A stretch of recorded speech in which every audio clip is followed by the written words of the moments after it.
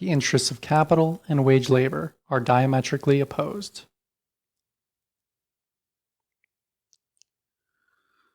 We thus see that, even if we keep ourselves within the relation of capital and wage labor, the interests of capitals and the interests of wage labor are diametrically opposed to each other.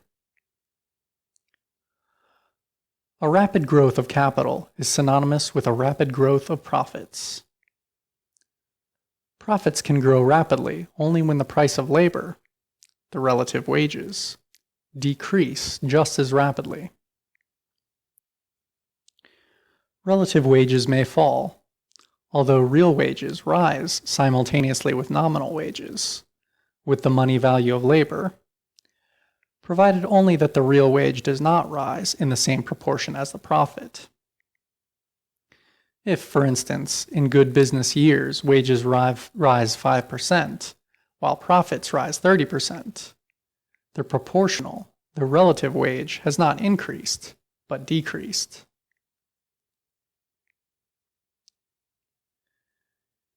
If, therefore, the income of the worker increase with the rapid growth of capital, there is at the same time a widening of the social chasm that divides the worker from the capitalist, and increase in the power of capital over labor, a greater dependence of labor upon capital.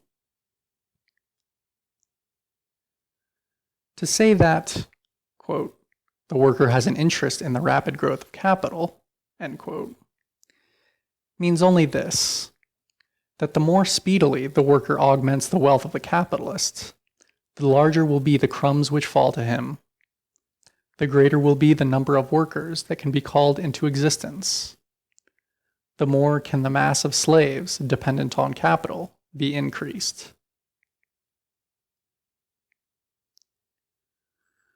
We have thus seen that even the most favorable situation for the working class, namely, the most rapid growth of capital, however much it may improve the material life of the worker, does not abolish the antagonism between his interests and the interests of the capitalists.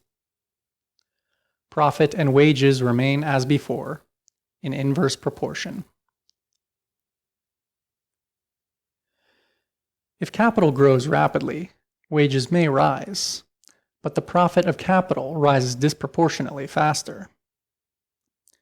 The material position of the worker has improved, but at the cost of his social position. The social chasm that separates him from the capitalist has widened. Finally, to say that, quote, the most favorable condition for wage labor is the fastest possible growth of productive capital, end quote, is the same as to say, the quicker the working class multiplies and augments the power inimical to it, the wealth of another which lords over that class, the more favorable will be the conditions under which it will be permitted to toil anew at the multiplication of bourgeois wealth, at the enlargement of the power of capital, content thus to forge for itself the golden chains by which the bourgeoisie drags it in its train.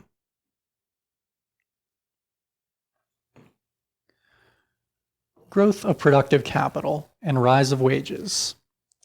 Are they really so indissolubly united as the bourgeois economists maintain? We must not believe their mere words. We dare not believe them, even when they claim that the fatter capital is, the more will its slave be pampered. The bourgeoisie is too much enlightened. It keeps its accounts much too carefully to share the prejudices of the feudal lord, who makes an ostentatious display of the magnificence of his retinue.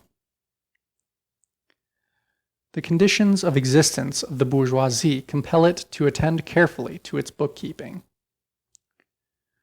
We must therefore examine more closely into the question: in what manner does the growth of productive capital affect wages? If, as a whole, the productive capital of bourgeois society grows, there takes place a more many-sided accumulation of labor. the individual capitals increase in number and in magnitude. The multiplications of individual capitals increases the competition among capitalists. The increasing magnitude of increasing capitals provides the means of leading more powerful armies of workers with more gigantic instruments of war upon the industrial battlefield. The one capitalist can drive the other from the field and carry off his capital only by selling more cheaply. In order to sell more cheaply without ruining himself, he must produce more cheaply, i.e., increase the productive forces of labor as much as possible. But the productive forces of labor is increased above all by a greater division of labor and by a more general introduction and constant improvement of machinery. The larger the army of workers among whom the labor is subdivided, the more gigantic the scale upon which machinery is produced, the more in proportion does the cost of production decrease, the more fruitful is the labor. And so there arises among the capitalists a universal rivalry for the increase of the division of labor and of machinery, and for their exploitation upon the greatest possible scale. If now, by a greater division of labor, by the application and improvement of new machines, by a more advantageous exploitation of the forces of nature on a larger scale, a capitalist has found the means of producing with the same amount of labor, whether it be direct or accumulated labor, a larger amount of products of commodities than his competitors. If, for instance, he can produce a whole yard of linen in the same labor time in which his competitors weave half a yard, how will this capitalist act? He could keep on selling his half a yard of linen at the old market price. But this would not have the effect of driving his opponents from the field and enlarging his own market. But his need of a market has increased in the same measure in which his productive power has extended. The more powerful and costly means of production that he has called into existence enable him, it is true, to sell his wares more cheaply. But they compel him at the very same time to sell more wares, to get control of a very much greater market for his commodities. Consequently, this capitalist will sell his half yard of linen more cheaply than his competitors. But the capitalist will not sell the whole yard so cheaply as his competitors sell the half yard, although the production of the whole yard costs him no more than does that of half the yard to the others. Otherwise, he would make no extra profit, and would get back in exchange only the cost of production. He might obtain a greater income from having set in motion a larger capital, but not from having made a greater profit on his capital than the others. Moreover, he attains the object he is aiming at if he prices his goods only a small percentage lower than his competitors. He drives them off the field. He wrests from them at least part of their market by underselling them. And finally, let us remember that the current price always stands either above or below the cost of production, according as the sale of a commodity takes place in the favorable or unfavorable period of the industry.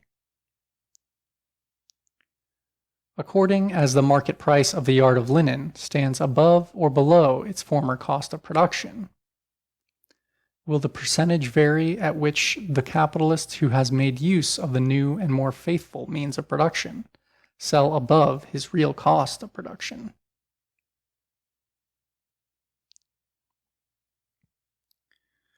But the privilege of our capitalist is not of long duration. Other competing capitalists introduce same machines, the same division of labor, and introduce them upon the same or even upon a greater scale.